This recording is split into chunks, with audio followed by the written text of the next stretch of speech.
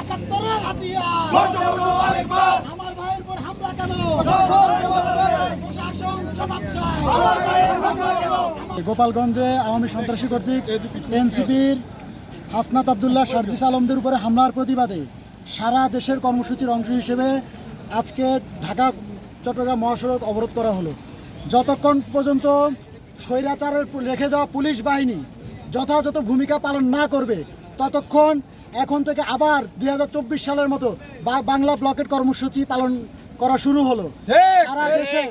সারা দেশে আওয়ামীদের রেখে যাওয়া প্রেতাত্মাকে বাংলা থেকে উচ্ছেদ না করার আগ পর্যন্ত আমরা রাজপথ ছাড়ছি না ইনশাআল্লাহ।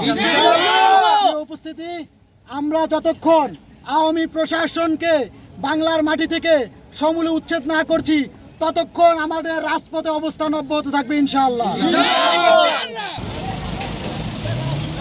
তো ওনাদের যে জাতীয় নাগরিক পার্টির পরিচয়ের বাইরেও কিন্তু ওনাদের একটা পরিচয় আছে, সেটা হচ্ছে ওনার হচ্ছে জুলাই গণ অভ্যুত্থানের ওনারা কিন্তু সম্মুখ সারির একজন নেতৃবৃন্দ সেই সময় ছিল। তো সেই জায়গায় হচ্ছে সকল রাজনৈতিক ব্যক্তিবর্গের কাছে আমি মনে করি দায়বদ্ধতায় যে হচ্ছে তারাও হচ্ছে তাদের পক্ষ হয়ে বা তাদের পাশে দাঁড়িয়ে আজকের যে কর্মসূচি সেটা বাস্তবায়ন করার। জামাত থেকে অলরেডি তারা বিবৃতি দিয়েছে, আমরা শুনতে পেয়েছি তারাও হচ্ছে তারা এই আন্দোলনে এই কর্মসূচি তারা হচ্ছে যোগদান করবে কিছুক্ষণের মধ্যে। যে পরিমাণ তাদেরকে যেহেতু জুলাই গণ অভ্যুত্থানের সরকার বর্তমানে যেহেতু সরকার হচ্ছে এই জুলাই গণ অভ্যুত্থানের নেতৃবৃন্দ তারা বসাইছে, তাহলে তাদেরকে সরকারের সর্বোচ্চ পর্যায়ে যে পরিমাণ সিকিউরিটি দিয়ে তাদের উদ্ধার করা প্রয়োজন আমরা চাই সরকারের পক্ষ থেকে সেই জিনিসটা তাদেরকে এখন করা। বর্তমানে পরবর্তী সরকার তাদের যে আইনশৃঙ্খলা বাহিনী যে তাদের যে রুলস অ্যান্ড কন্ডাক্ট আছে সেই অনুসারে তারা তাদের মতো ব্যবস্থা নেবে, এটা পরের বিষয়। আমরা চাচ্ছি এখন যে কোনো এই অল্প সময়ের মধ্যে যেন সরকারের মহল থেকে যেন এই উদ্যোগটা নেয়, যেন তাদেরকে দ্রুত উদ্ধার করে।